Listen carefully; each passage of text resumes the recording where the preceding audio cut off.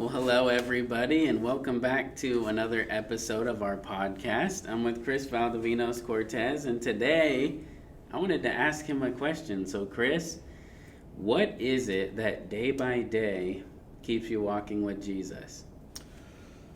Well, the thing that really keeps me centered into Christ is just the fact that I can't do a lot of the things that I do without him. And I know that that's a cliche, and I know that a lot of people use that, will say that, but it honestly is the truth. You know, you're talking to somebody who, I didn't graduate high school, but yet the Lord appointed him to be, I'm a manager at a place that I work at. And I don't gloat about that, or I don't like to gloat about that, because it's truly nothing that I did. You know, if anything, if you had talked to me before I was saved, I feel like I deserved it. If you had asked me if I wanted that position, I would have told you absolutely, and based off of my work ethic, I would have told you that I deserved to be in this place. But ever since I got saved, it honestly wasn't something that I truly thought of. And then, boss came and asked me if I wanted to be in that place, and I told him, yeah, absolutely. And so now, being in this position where I have several people who have been there with more experience than me, who have been at this place a lot longer than I have, it's humbling to know that I need to rely on him day in and day out for decisions, for, even if people, if there's flare-ups and whatnot, I'm kind of one of the go-to people to resolve issues, and I can't do that without him. I can't. There's still so much for me to learn within that position, and I just thank the Lord that I have him to rely on. And so when I think of, for example, just that aspect, or even just the aspect of, my kids, my kids are still young, but there's still, stuff that they do, right? Because I have a little 3-year-old, so she's got, temper flare-ups and stuff like that. And it's not even, it's her fault. That's just, she's still figuring stuff out, and, emotions are all awry and whatnot. And there's times where I truly do have to ask the Lord, just even right then in that moment, to give me peace and to give me the wisdom to handle said situation. So the humbling thing, every morning is I'm just thankful that I have him to rely on. I have him to be able to lean on. At night before I go to bed, I'm thankful that he was with me throughout the day, and that when I get into time with him, it's one of the very first things that I'm thankful of, that he has come and saved me. Yes, not only from guilt, shame, condemnation, that the stuff that had hold on me has no longer a hold on me, but also that I no longer have to live the way that I used to, and because of that now neither do my kids and neither do the people around me have to see this anger-filled, corrupted version, I guess, of Chris. So I guess the biggest thing is truly just the humility that Christ has presented and has made accessible as long as we stay with him. And so when I begin to, frustration comes about, or, I begin to get short with anybody, whether it be like my wife or, even, like my little girl or anybody at work, then that's how I know that I've lost sight, or I have stayed too long away from his presence. So, yeah. There's a quote that says, frustration preaches to us that we're operating in our own strength. Yeah. And what I hear you saying, from these numerous different areas and avenues of your life, you need the Lord in those areas, is that life's commitments and responsibilities demand a power from another world. Absolutely. Because we are all seeking relief and rest, but through different means, right? Lots of people run to drugs, or they run to alcohol, or they run to binge watching television to escape reality, whereas we are engaging in reality. But we, like as the scripture says, be sober and watchful for the sake of your prayers. If we don't want to dumb down our conscience and our thinking, we want to do all things for the glory of Christ. And so if we don't come and have Christ ruling and reigning in our hearts and in our lives, and replacing our weakness with his strength, then we're going to have a short fuse like everybody else. We're going to hurt people, and then have to go apologize for it, rather than being a beautifying example of what the Lord is, and bringing a that relief and rest that we experience, blow in like a breeze on other people, and bring them rest and point them to the one who is rest itself, Jesus.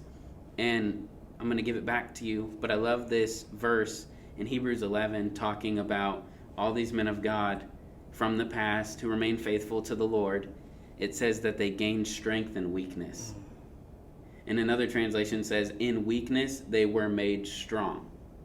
You know, we all have weaknesses, but who's willing to admit it and not stay in weakness, but receive strength to overcome all weaknesses?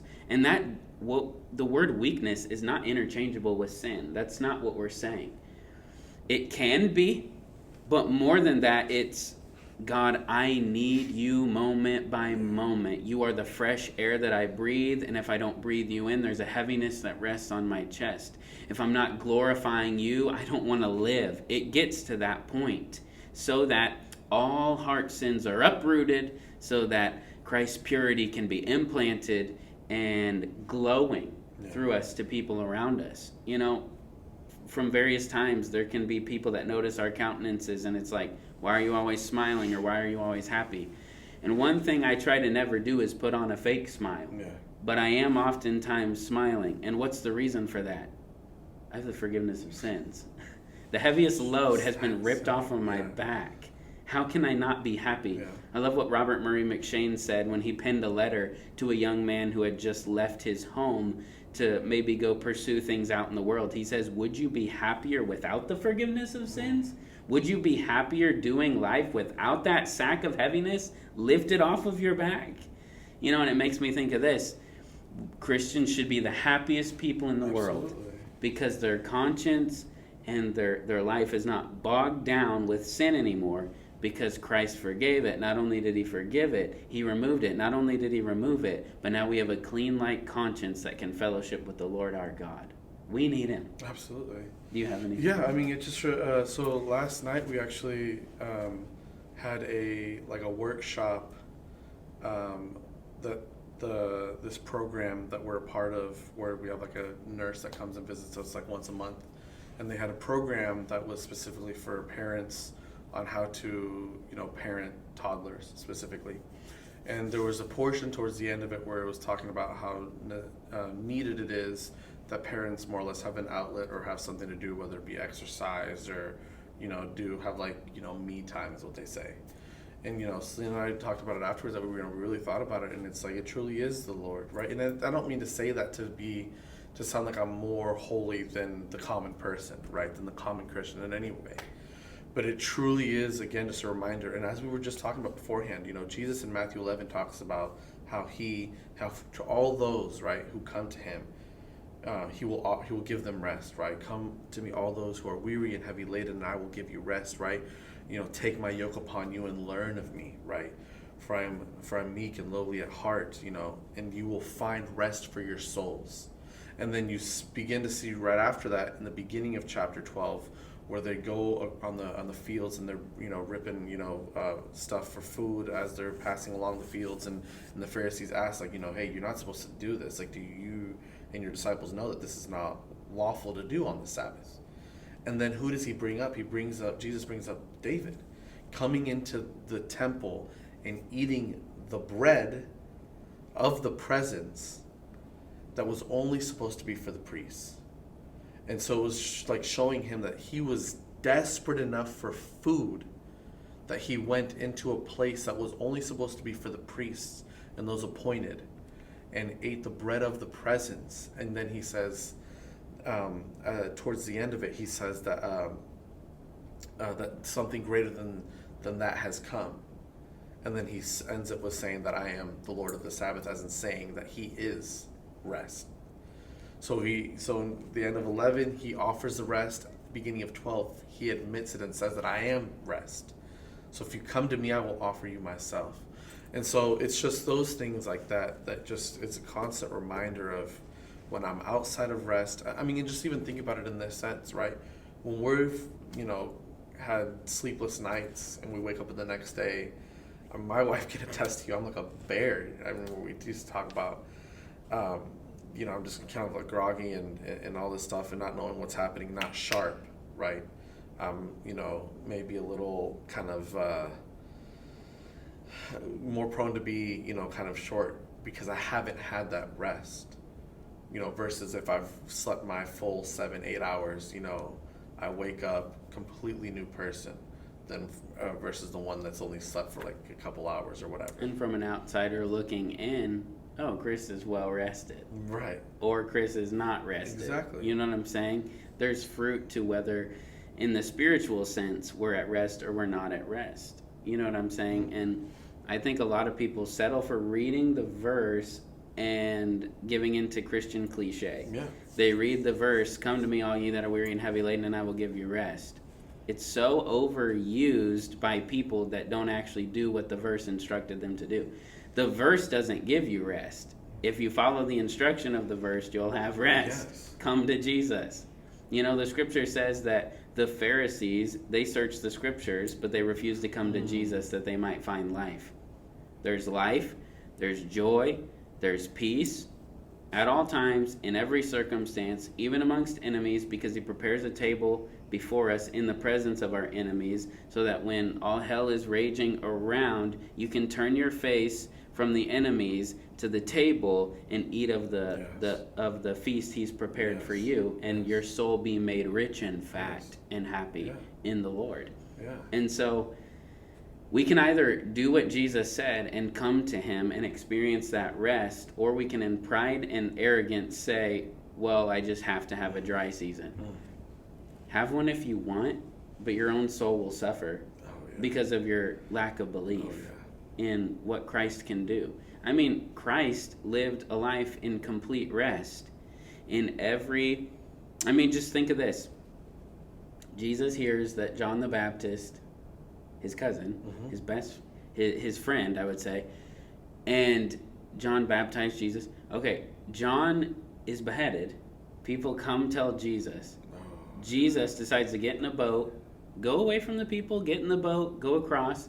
He gets out of the boat on the other side, and he can look up and have compassion on people who are like sheep without a shepherd and they need ministry. If you are trying to build some platform, you're never going to have rest. Jesus wasn't trying to build a platform. He was trying to offer the bread to the whole world, the bread of life, which comes down from heaven to give life to the whole world.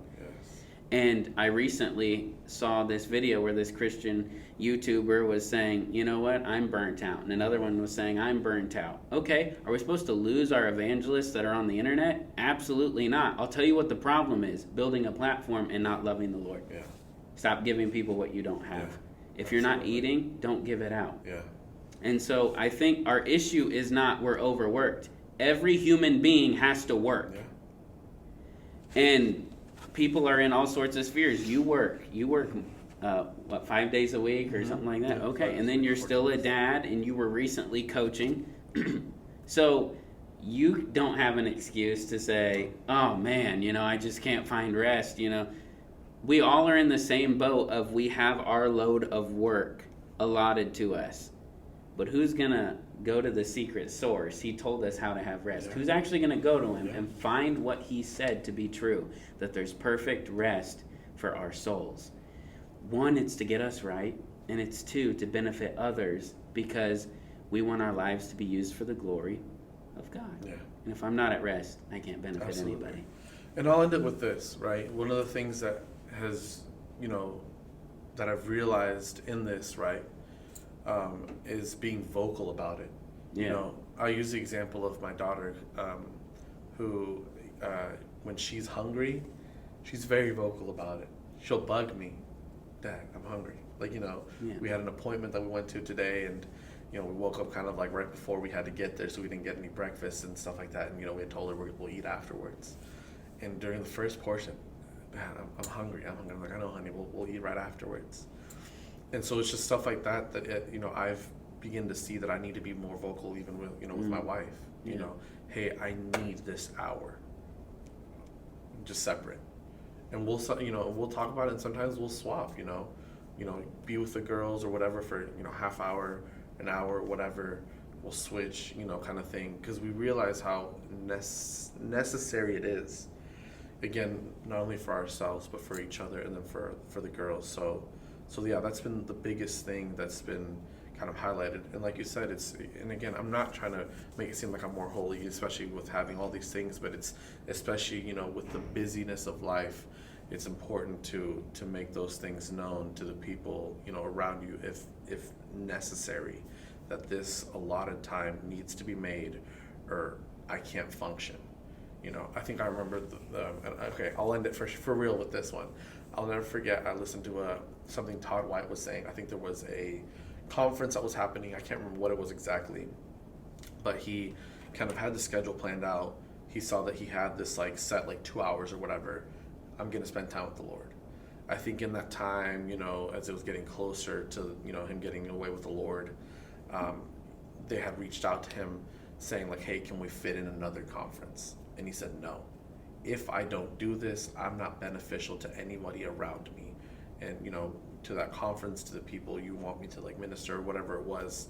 But, he was very passionate and insistent. I need that time, or, this person that great holy person that you guys kind of look up to or whatever, won't be there. I need that time with Christ. I need that time with Christ. And so I think that's just what it comes down to, that reality of how badly we need it, again, being vocal about it, and just entering into that rest. And so that's just one thing that I think about, is how much I need him, and and then I guess kind of moving forward to it, making that time possible, kind of thing. So yeah, There's no self-righteousness. The whole point of everything he just said was, I need him, meaning I can't do it without him. I can't function. But in him, we can do all things. Absolutely. Well, thank you for watching, and we'll see you next time.